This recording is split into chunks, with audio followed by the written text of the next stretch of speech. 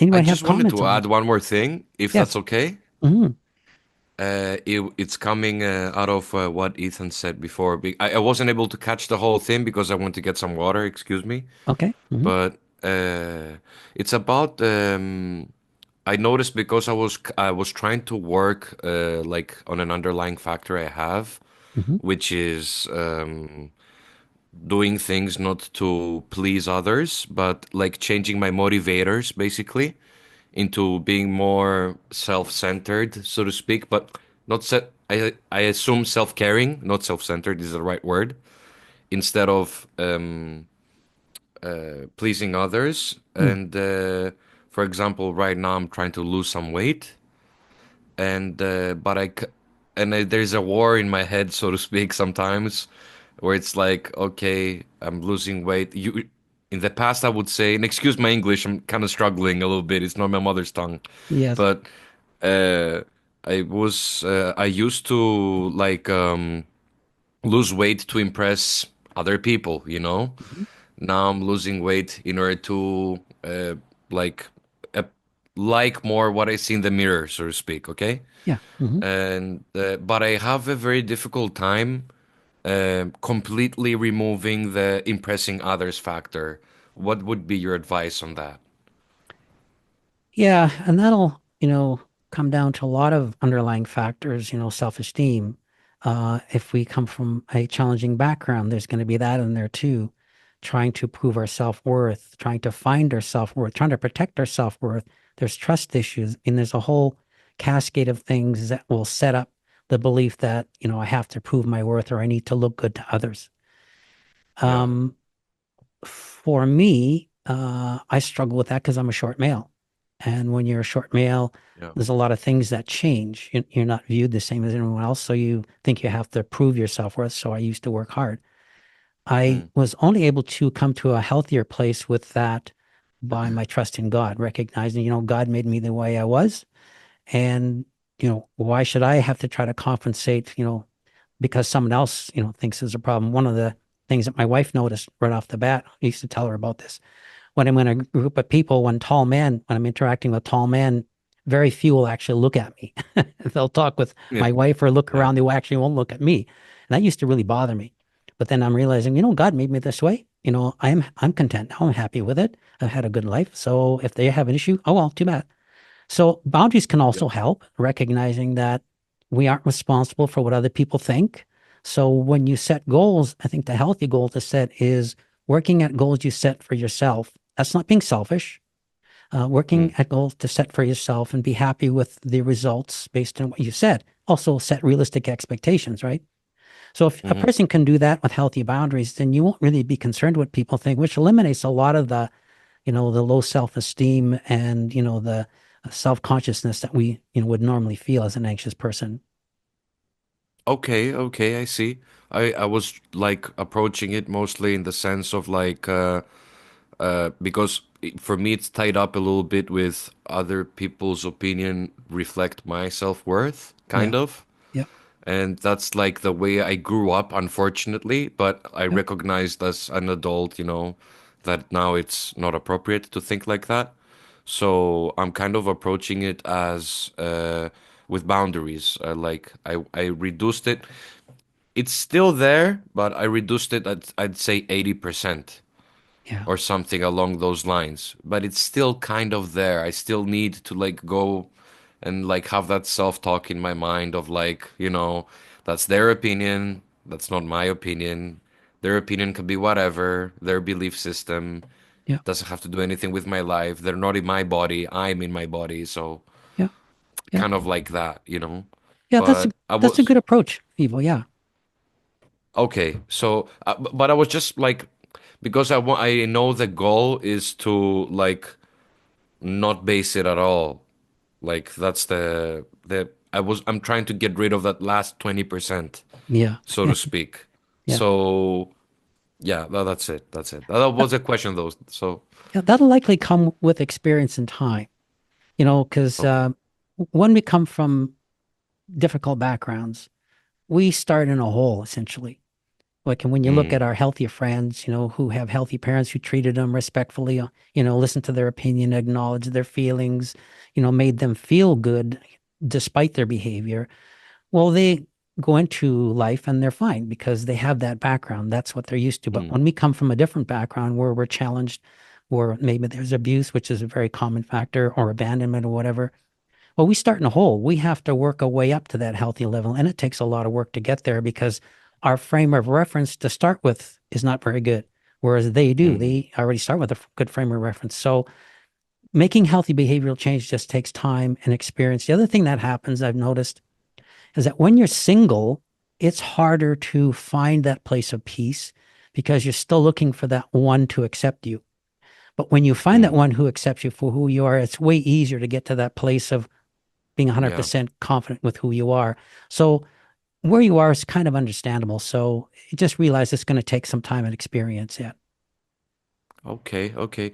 But is it like last thing, is it realistic to expect us because I think that these it's also like biological in humans because we're social creatures, social beings, that of course you're going to care even like 5%, let's say, of what your tribe thinks, whatever. Like, you know what I mean?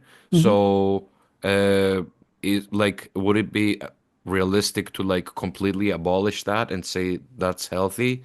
Like, you know what I mean? Like, what would you Yeah. say would be the realistic standard of caring what others think is? I think you want to be respectful of others for sure. And we do just, out of the gate, we determine our self-worth by how we're treated. Of course, that's natural, right? Yeah. The other thing too is as you become a more authentic person, you'll find that you'll gravitate to people who appreciate you for who you are. And then Okay. that support group will help you get to the rest of the way. But as you're still, working through this and finding your way, it is just experience and trial and error until you get to the Okay. place where you feel and you will get there if you work at it. You will get to that place where you're 100% confident with who you are.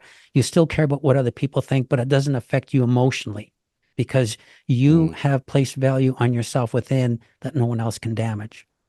Now, as an anxious gotcha. Okay. person, that takes a big hit, so it's understandable why we have to work at it for a while. Thank you, Jim. Thank you so much.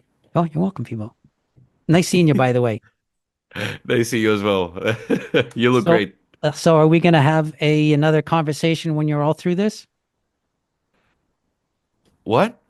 Are we going to have a testimonial conversation when you're all through this and you're living a wonderful life that you're working toward?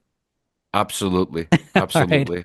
I Sounds can't, good. there's no way we're not having that testimonial conversation because Okay. I work, I'm a veteran in this. You are. Honestly, Yeah. I'm a Yeah. veteran. I Yeah. eliminated hyperstimulation 6 times, Jim. Yes, that's right. Okay. And the last one on benzos. Yes, you did. Yeah. Okay. And this is So the right last time now, through recovery, right? This is the last time. hopefully, yeah. As I'm coming off the benzo, like, well, that's you know Yeah. me with that, Yeah. right? Yeah. But as I'm coming off the benzo, let's see what's gonna happen. But Yeah. yeah, I think you'll be fine. And that experience will anchor all the things that you have learned now. So as you go through yeah, it, I understand it. Yeah, there's going to be some trepidation and some concern. It's just understandable. But once you get through it and your body's settled and you have really good control, your tools will be there for good. So just recognize you're yeah. heading in that direction now. Well, for me, I just want to like add something to that, if that's okay. I don't Yeah. want to dominate the call though. I don't want to be. I want to No, let no, someone go else ahead. speak. Go ahead. Yeah. So I just wanted to say that for me, honestly, like after like because I've learned the tools and the skills the previous times, basically, like how to use containment and all that stuff. Yeah. But the number one thing that is like, if I have to say game changer, is actually like writing down the fears that I have, Mm, coming up with specific containment statements about those fears. yeah. Because guess what? They're going to revisit you when your stress is higher again. Yes, they will. Yeah. So that's the difficult part. But if you have good containment statements that worked while you were hyperstimulated, they're gonna work again. And Yes. I've actually experienced this because as I brought my hyperstimulation levels down, then some things happened in my life and it got back up a little bit again. And some of these fears revisited me, but I was able to contain them. And that was huge for me. Yeah. That's the first time I've done that because I've always worked through my issues, but I did not take notes on the fears because it's a fear disorder. Anxiety disorder is a fear disorder, It is. Yeah. basically. Yeah. Yeah. So that's it. Yeah. That Good was job. a huge game changer. That's perfect. Because I use sticky notes all the time when I was recovering. Because sometimes Yeah. those fears that fire so fast, it's like, okay, what am I supposed to do now? And then you'd have a reminder, oh, yeah, I got to do this. Yeah. So good for you. Yep. Awesome. Along with digging up and finding out like more level two stuff, also Yeah. invaluable, And keep your invaluable. notes. Yeah. Keep good notes because Yep. it's, yeah, absolutely. You bet. Yeah. Good job. Yep. Good job. Thank you. I wouldn't be able to make it without you, Jim. Absolutely not. Well, we've had some conversations, and I'm looking forward to when this is all behind you and you're living that wonderful life.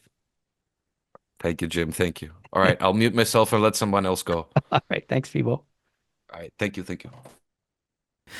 While editing this video, I wanted to add a comment. Working on self-esteem is very important for anxious people. That's because our number one motivating desire in life is to be loved and accepted. And if we don't feel we get that, then we struggle, especially in social interactions where we become highly anxious whether we'll be socially acceptable and worthy of someone's affection. And so working on that underlying factor is very important for anxious people typically. There's many ways our self-esteem is damaged. A lot of it comes from how we were raised growing up. For example, childhood experiences really impact how we see ourselves because we look at how others treat us and then we evaluate our self-esteem based on how we're treated. And if we have parents who are inconsistent in terms of availability and attunement, or if their affection toward us is conditional based on what we do, such as performance. There's also abuse plays a heavy role if we're abused or experience trauma. That can also really damage our self-esteem. And a lot of anxious people grow up in those environments, which is why, we're anxious. And so working on those underlying factors is pivotal in terms of overcoming anxiety issues for good. Even though anxiety is fear-based primarily, self-esteem really plays a large role in how we see ourselves in the world and the perceived risk we have. So working on developing healthy self-esteem is important, and working with an experienced anxiety disorder therapist is vital because often we can't see our deficits. And even if we do, we don't know how to fix them. So working with a therapist who has that information is especially valuable when it comes to overcoming issues with anxiety disorder.